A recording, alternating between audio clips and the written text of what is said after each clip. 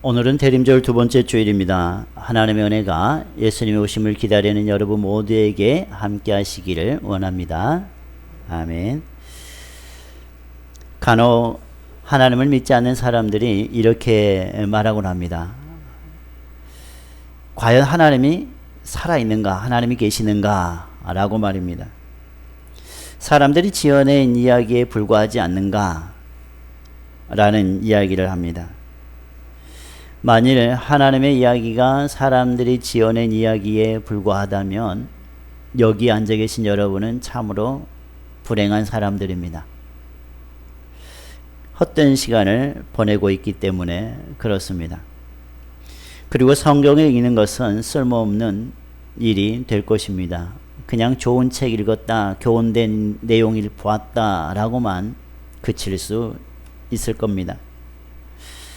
하지만 그에 반하여 오늘 본문에서는 하나님의 살아계심을 확신을 심어주는 구절이 잘 드러나 있습니다.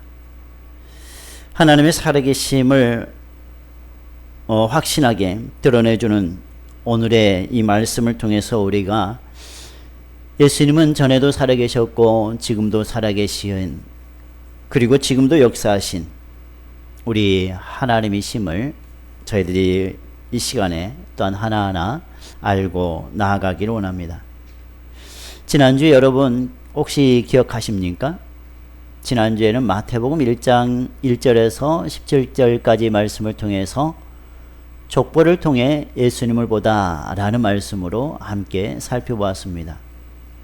그 안에서 마태복음 1장 1절에 아브라함과 다윗의 자손 예수 그리스도의 계보라 그러면서 아브라함과 다윗의 자손으로 태어나시는 예수님에 대해서 저희들이 지난주에는 살펴보았고요.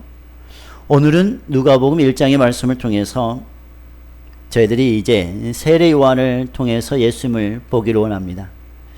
그러기에 앞서 누가복음 1장 1절에서 4절에 우리가 누가복음의 서론이라고 할 수 있는 이 구절을 잠시 살펴보기를 원합니다. 먼저 1절에 보시면은 이렇게 말씀하고 있습니다. 여러분 우리 성경의 내용으로 한번 들어가 볼까요? 1장 1절에 우리 중에 이루어진 사실에 대하여 라고 말씀을 하고 있습니다. 이 말씀은 상상력으로 기록한 것이 아니라 우리 중에 이루어진 사실 그대로를 기록하고 있다라고 우리에게 보여주고 있습니다. 복음서는 1절에 나온 대로 우리 중에 이루어진 사실을 기록한 책이라는 겁니다. 우리 중에 이루어진 사실은 바로 어떤 이야기를 기록한 것일까라는 겁니다. 그것은 바로 예수님에 대한 이야기입니다. 구약에서 오실 예수님을 말한 대로 이 땅에 예수님이 오신 일과 오셔서 구약의 모든 말씀을 성취하신 이 일들을 기록한 책이다 라는 겁니다. 또한 2절에 보시면은 이렇게 말씀합니다. 보십시오. 목격자라는 말씀을 여러분 보시게 됩니다. 목격한 사람들의 진술을 이야기한다는 겁니다. 또한 전하여준 그대로 내력을 조술한 것이라고 이야기합니다. 있는 그대로 기록한 사실적인 기록임을 우리가 알 수 있는 구절입니다. 그 사실을 목격자와 말씀의 일꾼이 된 자들이 전하여준 그대로 내력을 저술한 것이 바로 복음서입니다. 1절은 내용을 이야기한다 하면은 2절은 복음서를 기록한 사람을 이야기합니다.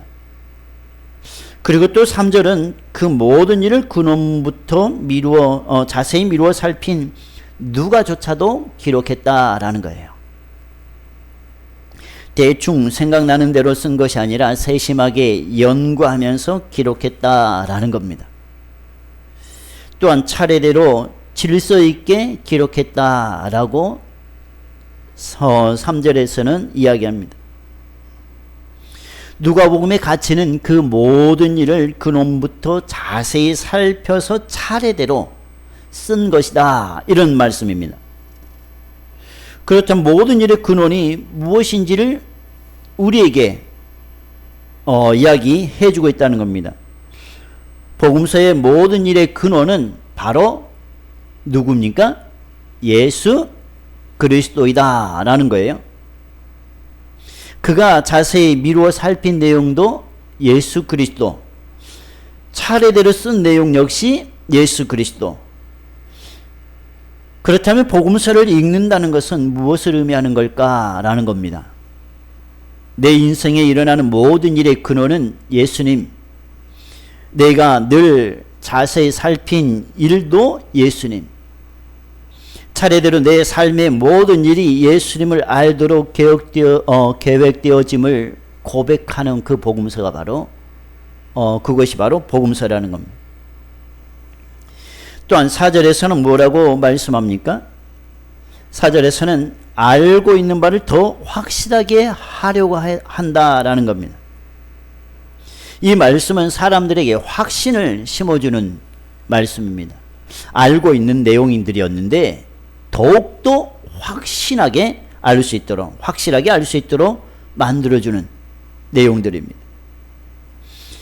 그렇기 때문에 성경을 한 구절 한 구절 읽어가시는 분들은 성경을 읽어가면서 의문점도 생기는 부분도 없잖아 있지만은 그러나 그 안에서 계속 읽어가면 읽어갈수록 어떤 마음들이 생기는가 하면은 확신이 생겨나가요.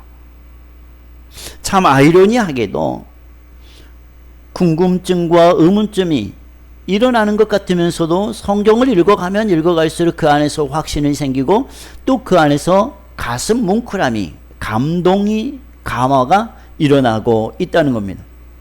이것은 성경을 읽어가시는 분들이 동일하게 느끼는 현상 중에 하나예요. 하지만 사람들은 자신의 신앙을 더 확실하게 하려고 자꾸 다른 책을 보려는 경향이 있습니다.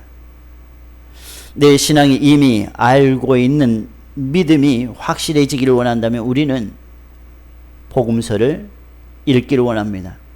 그래서 12월 한 달 동안은 다른 것보다도 우리가 마태, 마가, 누가, 요한 이 복음서를 계속해서 읽고 또 읽고 했으면 좋겠다라는 생각을 해봅니다. 이것이 바로 교회의 분위기로 또 나아가야 되겠다라는 생각을 해봅니다. 교회의 분위기는 다른 것으로 확신을 주려는 데 있지 않고요. 하나님의 말씀인 성경을 읽고 또 서로 나누는 데 있음을 우리는 잊지 말아야 합니다.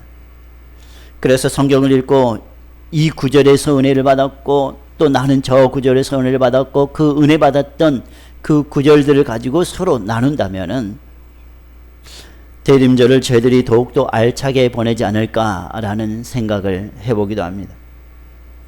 그래서 우리 모두가 말씀을 묵상하면서 하나님의 인도하심과 하나님의 살아계심을 더욱 분명하게 그리고 또 확실하게 확신하는 절기가 바로 이번 대림절 기간이 되기를 원합니다. 오늘 이야기를 시작하면서 여러분 한 가지 중요한 것들이 있습니다. 이야기를 시작하면서 5절부터 누구의 이야기를 시작하려고 하는가 하면은 세례 요한의 이야기를 시작하려고 해요. 복음서라 하면은 예수님을 이야기한다고 한다면은 왜 처음부터 예수님에 대해서 이야기하지 않고 처음에 세례 요한을 이야기할까? 그것도 사가랴와 엘리사벳을 통해서 세례 요한의 출생을 그렇게 이야기하려고 했을까라는 겁니다. 5절에 보면은 유대왕 헤롯 때에 아비야 반열에 제사장 한 사람이 있었으니 이름은 사가랴요 그의 아내는 아론의 자손이니 이름은 엘리사벳이다. 이렇게 여러분은 알고 계십니다. 그런데 이 두 사람이 사가랴는 제사장이요 엘리사벳은 아론의 자손인데 그 두 사람을 하나님께서는 어떻게 바라보고 계시는가 하면은 이 두 사람이 하나님 앞에서 뭐예요? 의인이다 라고 해요. 그리고 죄의 모든 계명과 규례대로 흠없이 행하였다라고 이야기합니다. 얼마나 우리가 보기에 경건한 사람들입니까? 우리가 보기에도 흠이 없고 정말로 이 사람들이 기도하면 모든 기도가 다 이루어질 것 같은, 그래서 사가랴와 엘리사벳을 만나면 기도 부탁을 할 정도로 의인이고 모든 규례와 또 계명을 지켰던 그 사람.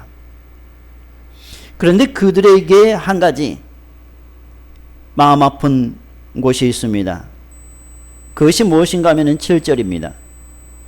다 갖추어지는 것 같았지만은, 은혜가 풍성한 것 같았지만은 7절 말씀에 엘리사벳이 잉태를 못함으로 그들에게 자식이 없고 두 사람의 나이가 많더라라는 겁니다. 하나님 앞에서는 의인이요, 하나님 앞에서는 모든 규례와 계명들을 지켜서 완벽한 것 같았지만, 그러나 그들이 기도해도 이루어지지 않았던 그 하나의 사실은, 열심히 기도했건만은 아직 자녀가 없다라는 겁니다. 어찌 보면 이것이 또 하나의 흠이라, 영적인 흠이라 이렇게 생각해 볼 수도 있습니다. 신앙생활은 참 잘하는데 이루어지는 것이 없었을 때 신앙생활을 잘하는 것을 보겠습니까? 아니면 이루어지지 않는 그 한 가지 사건을 더욱더 크게 보시겠습니까? 아마 많은 사람들은 이루어진 그 하나님 안에서 인정받는 것보다도 이루어지지 않는 그 한 가지를 가지고 흠을 잡으려고 하는 경우가 참으로 많습니다. 하나님이 살아계시다면 왜 그것을 안 들어주느냐라는 거예요. 하나님 앞에서 의인이고 모든 계명과 규례를 지켰다면 왜 그것을 수없이 기도했는데 들어주지 않았는가라는 것으로 사람들의 구설수에 오르기 쉽다는 겁니다. 근데 성경은 어쨌든지 간에 이러한 구절을 그렇게 낱낱하게 우리들에게 이야기합니다. 잉태를 못함으로 그들에게 자식이 없고 두 사람의 나이가 많더라. 더 이상 이제 이 의미가 우리에게 던져주는 것은 창세기 21장의 말씀을 여러분 잠깐 보실까요? 창세기 21장입니다. 그 구절을 보시면은 여러분이 이와 비슷한 내용들을 보게 될 것입니다. 창세기 21장 말씀입니다. 구약 성경 26페이지인데요.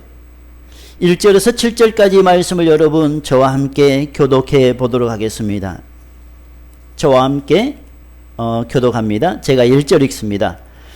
여호와께서 말씀하신 대로 사라를 돌보셨고 여호와께서 말씀하신 대로 사라에게 행하셨으므로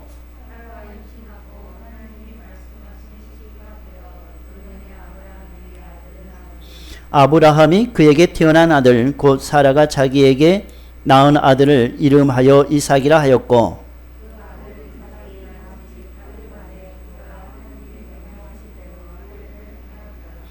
아브라함이 그의 아들 이삭이 그에게 태어날 때에 100세라.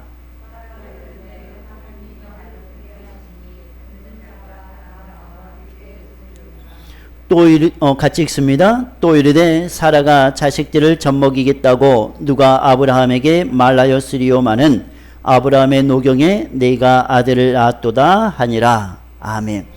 여기에서 여러분 인간으로서 할 수 없는 그 불가능의 시점을 여러분 여기에서 발견하실 수 있습니다.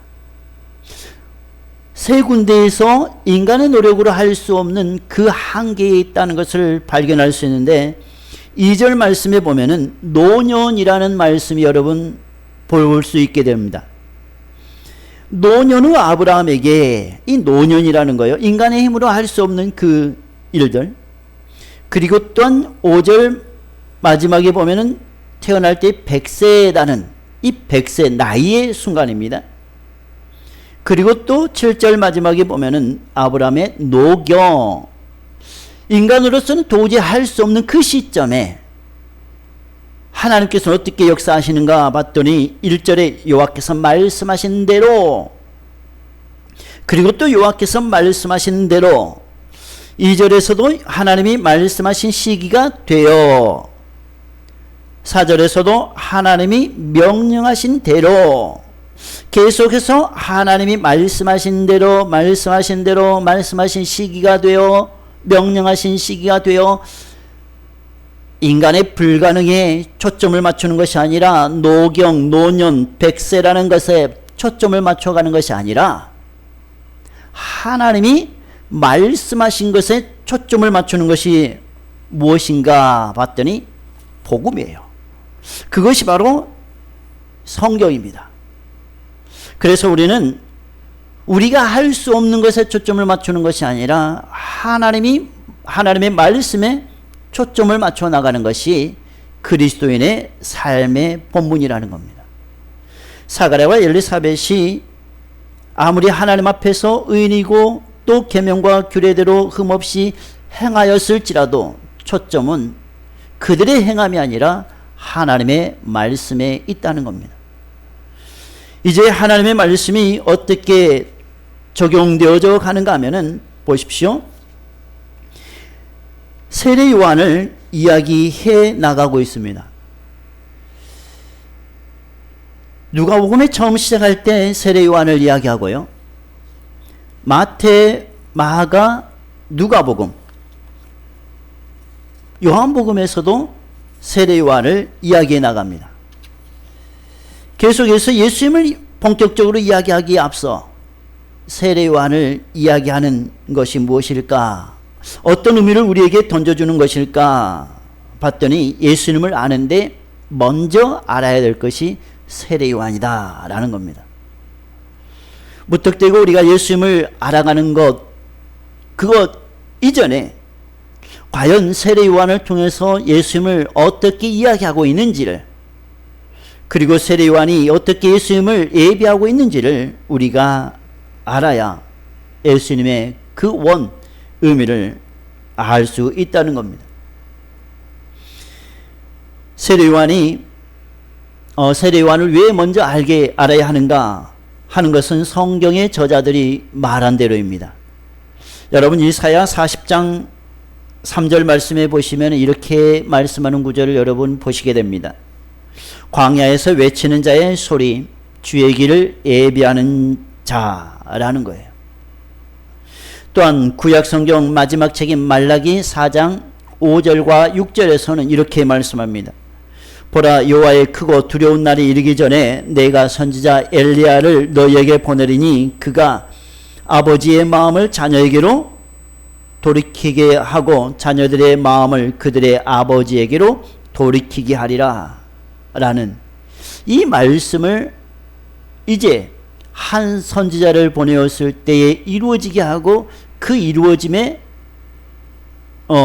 후에 예수 그리스도가 이제 본격적으로 나서게 되는 겁니다. 그래서 세례 요한의 이루어짐은 세례 요한의 이 땅에 오게 되면 구약에서 예수 그리스도를 이야기할 때에 또한 이루어지고, 그의 오문 주의 길을 예비하는 자, 그의 오문 엘리야 선지자와 같은 그런 마음을 가지고 예수 그리스도를 이야기하기 위해 이 땅에 왔다는 겁니다. 오늘 말씀 다 전체적으로 읽지는 못했지만 여러분 17절 한번 보시겠습니까? 17절에 보시면 말라기 4장 6절의 말씀을 이야기합니다. 그가라는 그는 세례 요한입니다. 그가 또 엘리야의 심령과 능력으로 주 앞에 먼저 와서 아버지의 마음을 자식에게 거스르는 자를 의인의 슬기에 돌아오게 하고 주를 위하여 세운 백성을 준비하리라. 누가 준비한다는 겁니까? 세례 요한이 준비한다는 거예요. 그래서 세례 요한이 준비하는 그 과정을 그려놓고 그 뒤에 누구를 이제 본격적으로 이야기하는가 봤더니 예수님을 이야기하기 위해 그 앞서 세례 요한을 이야기하고 있다는 겁니다. 근데 세례 요한이 태어나는 것은 순탄하지 않은 것 같습니다. 세례 요한의 태어남은 아무리 정통 있고 아무리 이름 있고 가문 있고 할지라도 그의 태어남은 저희들이 좀 전에 보았던 것처럼 이삭이 태어날 때처럼 하나님의 그 하나님께서 이루어지는 그 시기에 따라서 준비해 놓고 있다는 것을 우리는 구약 성경을 통해서 또한 오늘 본문을 통해서 저희들이 바라봅니다.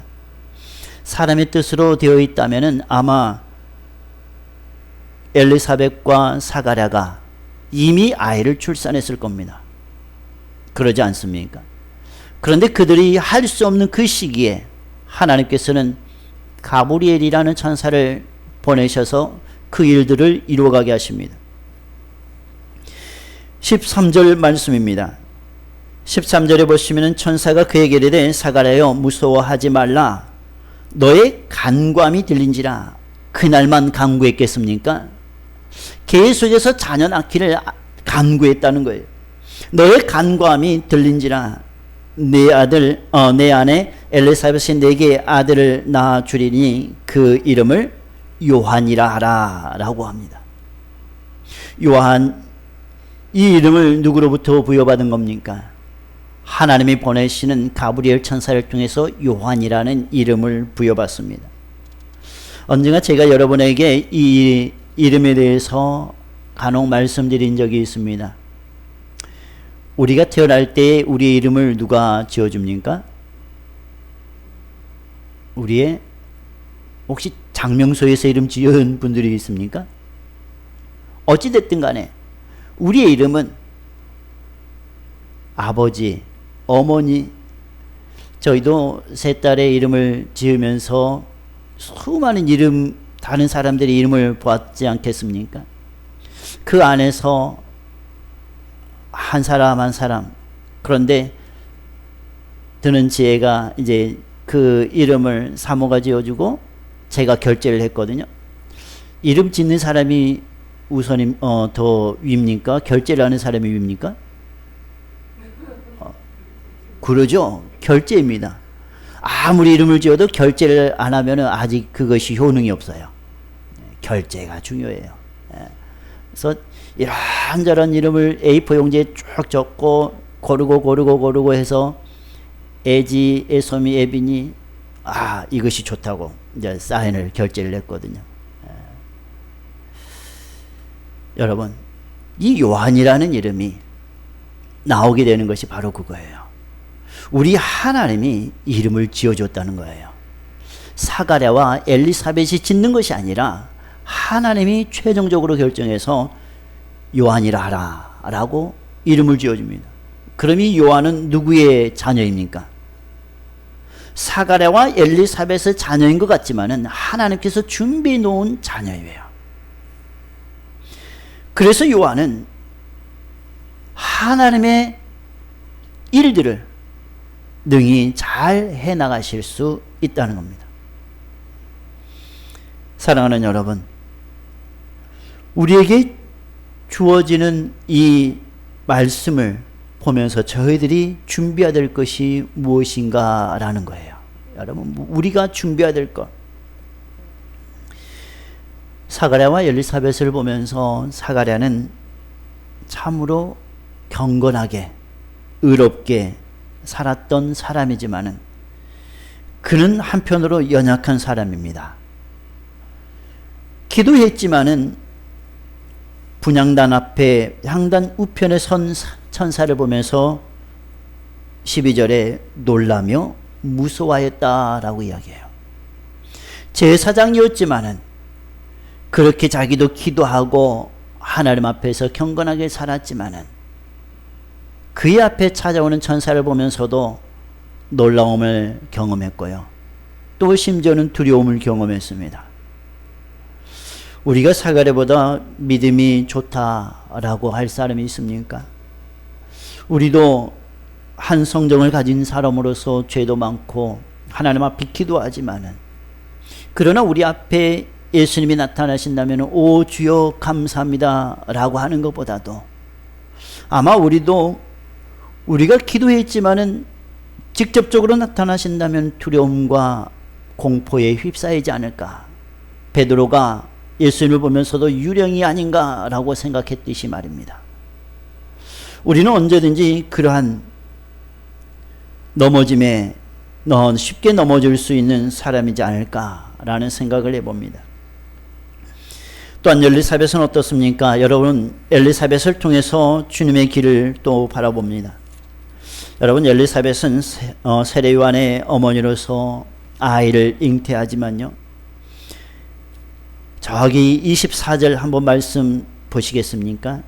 24절에 보시면은 이후에 그의 아내 엘리사벳이 잉태하고, 잉태하면 좋은 거 아닙니까? 많은 사람들에게 자신의 모습을 이제 드디어 하나님께서 내 기도를 들어주셨다라고 드러내면서 기뻐하면서 살아야 하지 않습니까? 그런데 보십시오. 잉태하고 5달 동안 뭐예요? 숨어 있습니다. 왜 그가 숨어 있습니까? 그렇게 기도해서 얻은 자녀인데, 그러면은 간증을 하고 다녀야 하지 않습니까? 하나님이 내 기도를 들어주셨다. 그래서 지금 그 기도를 들어주셨는데 이것이 바로 증거이다 라고 드러내면서 다녀야 되지 않습니까? 그런데 성경은 5달 동안 숨어 있다라고 이야기합니다. 그리고 주께서 나를 돌보시는 날에 사람들 앞에서 내 부끄러움을 없게 하시려고 이렇게 행하셨다. 그러면 지금은 부끄럽다는 거예요. 그 부끄러움의 과정. 왜 그럽니까? 나이가 들었어요. 나이가 들어 과연 그가 아이를 가질 수 있는가 라는 그 궁금증, 많은 사람이 의심할 수 있는, 그래서 그는 숨어 있었지만은 이 숨어 있는 것조차도 무엇을 이야기하는가 하면은 보십시오. 세례 요한이 누구의 길을 지금 예비하고 있습니까? 예수님의 길을 예비하고 있어요. 그렇다면 이와 같이 엘리사벳은 누구의 길을 예비하고 있는가 하면은 예수님의 어머니 마리아의 삶을 예비하고 있다는 거예요. 그 하나하나가 예수님의 길을 예비하는, 세례 요한은 예수님의 삶, 엘리사벳은 앞으로 사람들의 시선으로 보기에는 부끄럽기 짝이 없는, 결혼하지 않는 그 동정녀의 몸에서 태어날 예수님, 그 예수를 품고 있을 마리아를 예비하고 있는 사람이 바로 엘리사벳이라는 겁니다. 모든 한 사람 한 사람, 한 부분 한 부분을 예수 그리스도를 예비하며 살아가는 사가랴의 가족들이 있다는 겁니다. 그래서 우리가 세례 요한을 볼 때에 어떤 한 구절이 아니라 세례 요한을 보면서 누구를 바라봐야 하는가 하면은, 그분이 오면은, 이제 세례 요한이 왔다면은 예수 그리스도를, 예수가 이 땅에 태어나겠구나라는 생각을 해야 성경을 올바로 볼 수 있다는 거예요. 때로는 우리는 세례 요한을 이야기할 때에 세례 요한만 봅니다. 세례 요한이 광야에서 외치는 자 청빈한 삶을 살았도다. 먹고 마시는 것이 너무나도 또 청빈하고 그의 삶이 청빈하고 깨끗하고, 그러면서 세례 요한을 많이 높입니다. 그래서요, 세례 요한이 그런 삶을 살아서 어땠다는 겁니까? 그 후에 세례 요한의 이야기에 우리는 더욱더 주목을 해 나가야 한다는 거예요. 세례 요한의 청빈의 삶이 드러나는 것이 아니라 세례 요한을 통해서 들려지는 그 메시지, 나는 메시아가 아니다. 나는 메시아가 아니다. 내 뒤에 오실 그분이 바로 메시아고, 그분이 바로 세상 죄를 지고 가는 하나님의 어린 양이다. 그 음성을, 그 소리를 우리가 들을 수 있어야 한다는 겁니다. 저희들이 재림절을 보내면서 예수님의 오심을 준비하고 나아가는 여러분, 우리는 어떤 말에 귀를 기울여야 하겠습니까? 라는 거예요. 얼마 전에 이 오미크론이라고 하는 것이 우리나라에 들어왔을 때 참으로 많은 믿지 않는 사람들은 그 뉴스를 보면서 기독인들을, 그리스도인들을 많이 욕하기도 하였습니다. 또 그것이 현실이었습니다. 그 내용을 보면서 여러분 어떤 마음이 듭니까? 진정 어떤 마음이 듭니까? 목사가 거짓말했다더라 라는 소리를 들을 수도 있습니다. 그러면서 또 교회에서 세미나를 갖고 수많은 사람들에게 전파를 하고, 어느 한 인천 지역에서는 비상이 걸려서 또 많은 사람들이 긴장을 하고, 그 내용들을 전국이 보면서 또 전 세계가 보면서 참으로 많은 말들을 여러분은 들어보셨을 겁니다. 그럴 때 선뜻 내가 그리스도인입니다 자신 있게 말할 수 있는 사람이 얼마나 될까라는 거예요. 여러분, 지금 저희들은 중요한 때를 보내고 있습니다. 정말로 중요한 때를 보내고 있습니다. 한때는 신천지 때문에 덩달아서 또 교회가 욕을 얻어먹고, 또 지금 또 교회가 욕을 얻어먹고, 이럴 때일수록 여러분이 또 우리 모두가 해야 될 것이 무엇인가 라는 거예요. 한쪽에서 그런 소리가 들린다 할지라도 주님의 오심을 준비하며 기다리고 있는 여러분이 우리 모두가 해야 될 것이 무엇인가 라는 겁니다. 세례 요한처럼 예수님의 길을 예비해야 되지 않습니까? 심지어 그런 소리가 들린다 할지라도 우리가 해야 될 몫은 묵묵히 한 걸음 한 걸음 나아가면서 예수님의 그 오심을 준비해야 되지 않습니까? 믿지 않는 사람들의 말에 현혹되어 거기에만 머물러 있는 것이 아니라, 그렇다면은 내가 해야 될 몫이 무엇인가, 내가 해야 될 지금 역할이 무엇인가, 그것을 저희들이 온전히 깨닫고, 그 깨달음 가운데에 세례 요한이 예수님을 위해서 했던 것처럼 우리가 정말로 예수님을 위해서 해야 할 그 일들을 온전히 해 나간다면 예수님이 이 땅에 오시는 그 의미를 더욱더 저희들이 빛내지 않을까라는 생각을 해보면서 이 말씀을 여러분과 함께 나눕니다.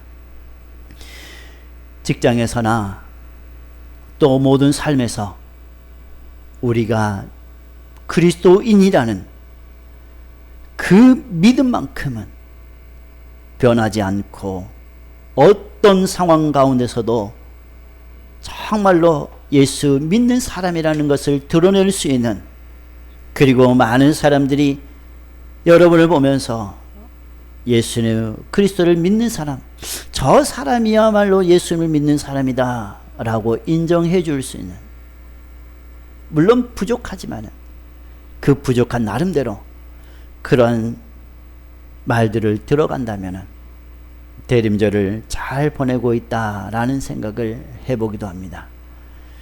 사랑하는 여러분, 오늘은 대림절 두 번째 주일, 이 말씀을 통해서 이제 점점 성탄절까지 말씀을 되새김질하고 나아가면서 주님의 오심을 온전히 잘 준비하실 수 있는 우리 모두가 되기를 주님의 이름으로 간절히 소원합니다.